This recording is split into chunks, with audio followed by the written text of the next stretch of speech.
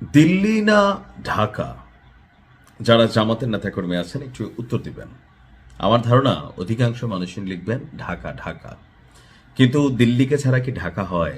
না, দিল্লিকে ছাড়া ঢাকা হয় না। কারণ ঢাকার তিন পাশ ঘিরে, অর্থাৎ বাংলাদেশের তিন পাশে যখন ভারতেরই বসবাস, সো ভারতকে ডিঙিয়ে বাংলাদেশ ভালো থাকতে পারবে না, আবার বাংলাদেশকে চোখ রাঙিয়ে ভারতও ভালো থাকতে পারবে না।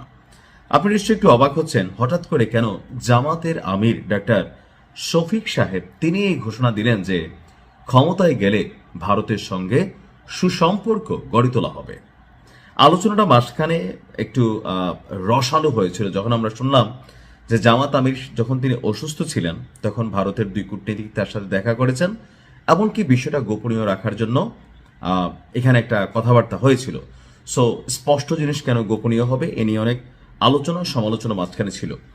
এখন বিএনপিও ভারতের সাথে সুসম্পর্ক চায়, আওয়ামী লীগও সুসম্পর্ক রেখেছে, তবে অতিরিক্ত ছিল যে বন্ধুত্বের জায়গাটা কেমন হবে, যে আমি তার সাথে বন্ধুত্ব করা উচিত যার কাছ থেকে আমার সম্মানের জায়গাটা অথবা আমার যেটা প্রাপ্য হইতে পারে, 100তে কোনোটা 95 বা ধরেন 98, কিন্তু 100তে আমি 20 নিব আর আমি 100 দিব, এইটার কারণে কিন্তু মানুষের পছন্দ না, মানে ভারতের সাথে বাংলাদেশের যে সম্পর্ক ছিল।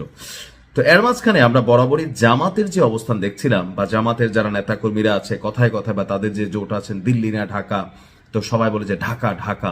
কিন্তু এখন জামাতের শফিক ভাই তিনি যখন বলেন যে ভারতের সাথে সুসম্পর্ক গড়ে তুলতে হবে, এখানে আপনার পররাষ্ট্র নীতি বুঝতে হবে।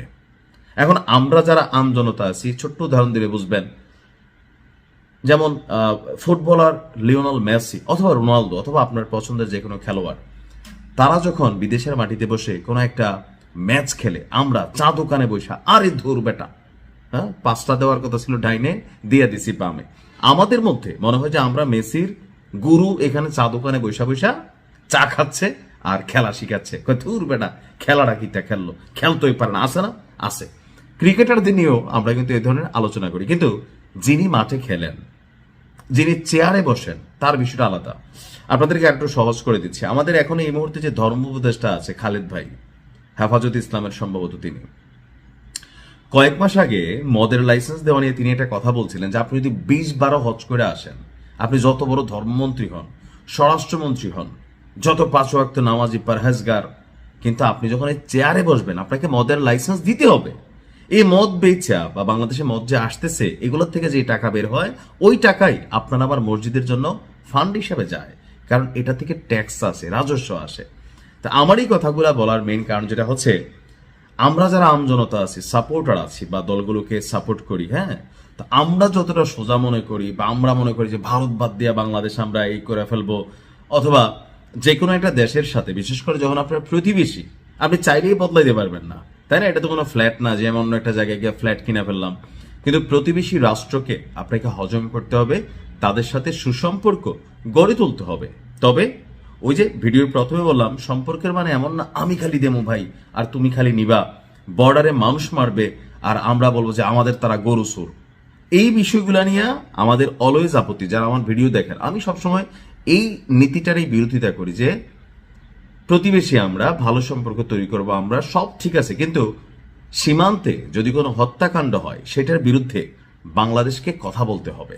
আমাদের যারা রাজনৈতিক ক্ষমতা থাকবেন তাদেরকে এটার জবাবদিহিতা চাইতে হবে ভারতের কাছে, যে কেন ভারতের সাথে সুসম্পর্ক এখানের চেয়ারে যেই বসবেন, এবার এনসিপির যদি নাহিদ ইসলামও বসে 3 দিন পরে সেও ভারতকে বলতে হবে যে দাদা আপনার সাথে ভালো সম্পর্ক রাখতে চাই। কারণ আমরা বুঝতে হবে যে সবকিছু মিলেয়া ভারত বাংলাদেশ একটা রেজিমের মধ্যে এমন সিস্টেমে কানেক্টেড যে ভারত যদি বাংলাদেশকে গণার বাহিরে নেয় তাহলে ভারত অশান্ত হবে, আবার বাংলাদেশ যদি ভারতকে গণার বাহিরে নেয় তাহলে বাংলাদেশ টিকবে না। সো এখানে এভরি পলিটিশিয়ান তারা আসলে ভারতের সাথে সুসম্পর্ক গড়ে তুলতে হবে। আর জামাত ইসলামের কাছ থেকে, যেহেতু ভারতের একটা জামাত ফোবিয়া আছে, জামাত নিয়ে ভীতি আছে, ভারত এখনো মনে করে যে জনাব তারেক রহমান তিনি যদি দেশ নেতা হন তাহলে ভারতের সাথে সম্পর্কের জায়গাটা আরো পজিটিভ হবে। এটা কিন্তু ভারতের প্রধানমন্ত্রী নরেন্দ্র মোদী বেগম খালেদা জিয়া মারা যাওয়ার পর চিঠিতে লিখছিলেন। তো সেই জায়গায় ভারতের একটা মৌন, গৌণ না হোক মৌন, মানে অল্প পরিমাণ ভালো লাগা কিন্তু থাকতে হবে যে এখানে ক্ষমতায় কে বসতেছে, কজ ইন্টারন্যাশনাল এখানে খেলা চলে।